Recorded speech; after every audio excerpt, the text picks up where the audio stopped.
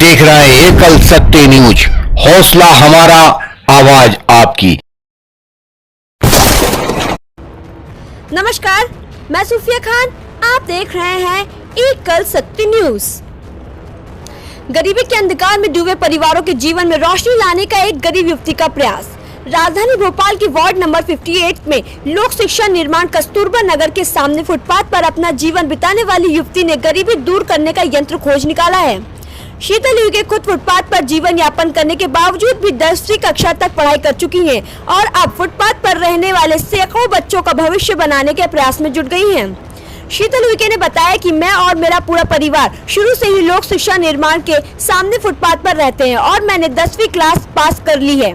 Sports जगत में भी कई राज्यों में शीतल को फुटबॉल एवं हॉकी खेलने का मौका मिला, तो शीतल ने मौका नहीं छोड़ते हुए फुटबॉल और हॉकी में भी अच्छा खेल खेला और कई सफलता प्राप्त की।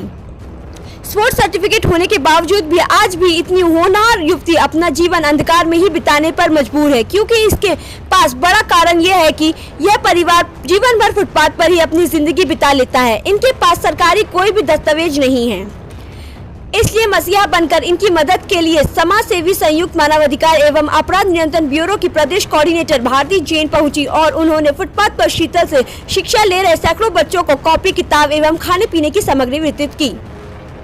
भारती ने बताया कि उनका एक बार यहां से गुजरना हुआ और उन्होंने शीतल को कुछ बच्चों को पढ़ाते हुए देखा तो उनकी आंखें भर आई।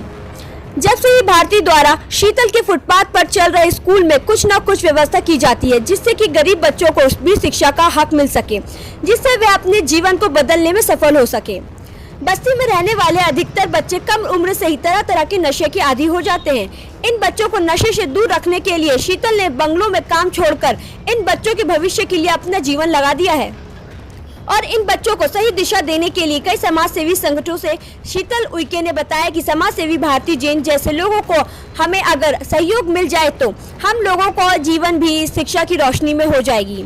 शीतल ने अपील भी की है कुछ समाज सेवी संगठन से जरा से आगे आकर सहयोग करने से फुटपाथ पर जीवन बिताने वाले परिवारों के जीवन में भी रोशनी आ सकती है। यहाँ पर बच्चों को शिक्षा दी जा रही है, क्या मामला, कौन है बच्चे और कहाँ रहते हैं?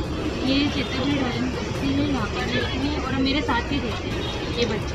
तो मैं यहीं पर पढ़ी लिखी हूँ, लेकिन ये क्या है मम्मी पापा है ना शराब पीते हैं हमारे, और उससे हमको स्कूल पे इन लोगों बच्चे लोगों को एडमिशन नहीं मिल पाता, तो उस कारण से बच्चों क्या कुछ डॉक्यूमेंट भी बना नहीं है, मम्मी पापा बनवाते नहीं हैं। तो बच्चों को शिक्षा के लिए मेरे को लगा, मैं 10वीं पास हूँ और मुझे लगा कि मुझे ना करना चाहिए बच्चों के लिए कुछ मदद। नशे पे कुछ ज़्यादा ही बच्चे हो रहे थे, 8-8 साल के बच्चे नशे कर रहे हैं, तो सर इन लोगों को कैसे दूर रखा। तो कम से कम 2-3 घंटे के लिए क्लास लगाती हूँ मैं यहाँ पर रोज़ाना और बच्चों को पढ़ाती हूँ, कभी गीत करवाती हूँ, कभी कुछ। तो उन लोगों को अभी आगे थोड़ा सीख जाए तो फिर उनको कुछ मदद मिल जाए, तो उसके द्वारा ये स्कूल जाके प्रवेश कर सके, पढ़ाई लिखाई कर सके। तो बस हम लोग के लिए, और मैं बस मुझे तो यही लगता है कि मैं अकेले यहीं पर ही करती हूँ। जैसा कि अभी भारती जैन जी ने बताया जो कि आपने नेशनल और स्टेट खेला हुआ है, फुटबॉल वगैरह खेला है, स्पोर्ट में आपकी काफ़ी रुचि रही है, तो इसमें पीछे रह जाने का क्या कारण रहा है आपके जीवन में?